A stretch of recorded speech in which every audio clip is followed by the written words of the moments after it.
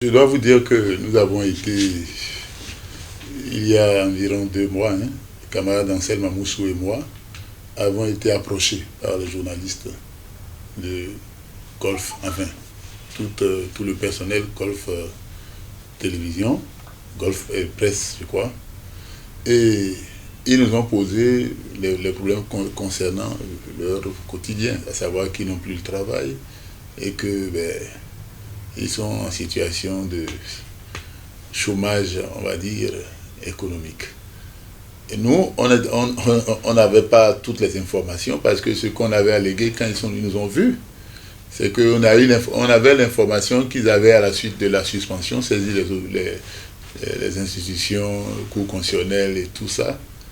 Mais au cours de la séance que nous avons eue avec eux, ils nous avaient fait comprendre que ce n'était pas eux qui avaient saisi la Cour constitutionnelle et qui n'avait rien à voir avec la Cour constitutionnelle. Or, nous, on pensait comme ça. Ils nous ont dit que ce sont les juristes, n'est-ce pas, de l'université qui sont sous-saisis et qui ont fait une action solitaire pour saisir la Cour constitutionnelle. Donc, ils n'avaient rien à voir avec la Cour constitutionnelle. À partir de ce moment que nous avons dit, OK, et le camarade Amoussou et moi, nous avons dit, nous allons faire ce qu'il faut faire. Ils avaient estimé qu'il était nécessaire pour eux de faire, n'est-ce pas, une sortie médiatique, ce que nous avons concédé en leur offrant les locaux de la Bourse du Travail, parce que la Bourse du Travail, n'est-ce pas, c'est la maison des travailleurs. Mais on a prodigué des conseils pour qu'ils puissent comprendre comment ils doivent s'y prendre en faisant un plaidoyer dans la courtoisie, n'est-ce pas, et en exposant les faits à la face du monde. Ce qu'ils ont fait, j'ai pris contact avec M. Moretti, n'est-ce pas, le président de la RAC, qui a suspendu le groupe Golf Télévision, pour comprendre un peu les tenants et les aboutissants. Qu'est-ce qui crée cette situation? Avant cela, avant de le rencontrer, nous avons rencontré monsieur le président, le PDG de Golf, n'est-ce pas, le camarade, monsieur plutôt Soumanou. Nous l'avons rencontré ici, à mon bureau. Il nous a expliqué et nous avons voulu aller comprendre, n'est-ce pas, aussi quel est le problème au niveau de la RAC et voir ce qu'on peut faire. Donc c'était la démarche qui était la nôtre, Ansel Mamoussou et moi. Et donc j'ai été choisi pour prendre contact avec M. Moretti. J'ai appelé M. Moretti à plusieurs reprises. Nous avons convenu d'un rendez-vous. Et une première fois, c'est un rendez-vous avorté. Une deuxième fois, un rendez-vous qu'il avait fixé lui-même, parce qu'avant il disait qu'il était dans le Nord. Il revient après le 15 janvier et nous recevrait. Après le 15 janvier, il a prévu la rencontre. Et puis après, patatras, il a encore dit qu'il ne sera plus là. Je ne sais pas qu'est-ce qui peut expliquer ces volte-face, cette situation où la première personnalité de la RAC qui a prononcé une sanction, n'est-ce pas, contre un groupe de presse aussi important sur l'échiquier, n'est-ce pas, médiatique de notre pays, il évite, n'est-ce pas, de pouvoir rencontrer ceux qui représentent les travailleurs, simplement pour discuter. Nous avons même dit qu'on ne vient pas avec la presse. Mais je n'avais pas compris cette situation de fuite en avant ou de remise en permanence en cause de cette rencontre. Je l'ai appelé à plusieurs reprises, j'ai envoyé des messages.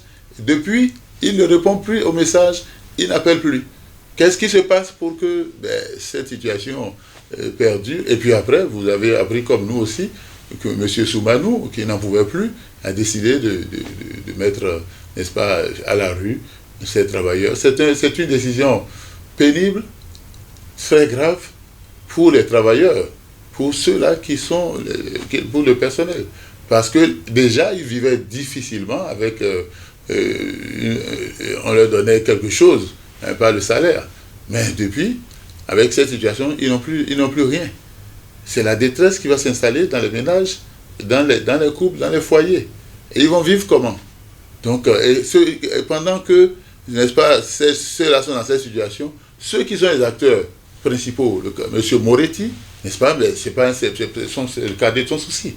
Moi, j'ai été vraiment déçu de cette collaboration. On pensait avoir avec la HAC une rencontre pour comprendre et voir ce qu'on peut faire. On a saisi aussi d'autres personnalités.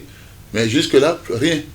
Et donc moi, je crois que Ce qu'on peut proposer, c'est toujours... je crois qu'il y a des non-dits dans cette... à partir de ces remises tout le temps, cette fuite en avant, pratiquement, je peux l'appeler comme ça. Ce refus de rencontrer, masqué, un refus délibéré, qui est masqué, voilé, de nous rencontrer.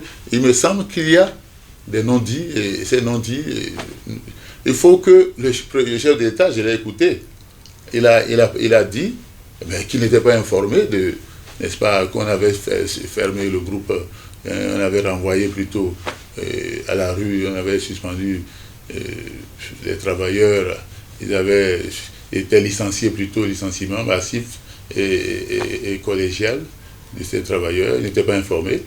Je vais en appeler au chef d'État, puisqu'il est informé de cette situation maintenant, qu'il est informé que le groupe Golf Télévision, le groupe Presse Golf Télévision, mais le personnel est à la rue, renvoyé, parce qu'il n'exerce plus depuis le mois d'août, si je me souviens bien, mais que le chef d'État, en tant que père de famille, informé maintenant de cette situation, puisse jouer toute sa partition. C'est lui qui décide. Il est le premier des Béninois, et qu'il fasse l'effort de faire de telle sorte que, trouver un modus vivendi pour que ceux-là qui sont, n'est-ce pas, à la rue, qui sont au chômage, liés au fait que la maison Golf est fermée, qu'on voit un peu qu'ils voient ce qu'ils peuvent faire.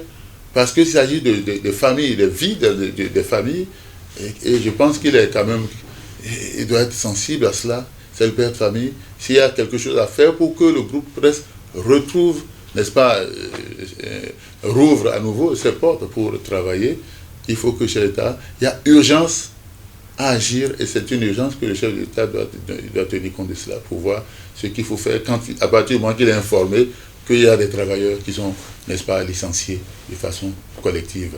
Je suis de cœur avec le personnel, nous sommes en contact depuis qu'on a cette information. Depuis qu'ils sont venus vers nous, depuis que le personnel est venu vers nous, les responsables qui sont venus à nous pour nous poser leurs problèmes, nous sommes avec eux, de cœur avec eux. Nous avons appris par n'est-ce pas, les réseaux sociaux de la décision prise par M. Soumanou, et nous sommes toujours de cœur avec eux, nous les soutenons, nous leur souhaitons beaucoup de courage. Nous ferons ce que nous pouvons faire dans la mesure de possibilités qui sont les nôtres, n'est-ce pas, pour que la situation soit rétablie et que ce qui est cette situation critique dans laquelle se retrouve, que finalement, que ça cesse pour qu'ils puissent avoir une vie de famille normale, parce que les familles sont en détresse. Je sais tout ce que nous, on sait ce qu'on gagne à la fin du mois, on sait ce qu'ils gagnent, mais si nous, ce que nous gagnons ne nous suffit pas, quelle est leur situation est pire. Donc je leur souhaite beaucoup de courage, on est avec le cœur avec eux.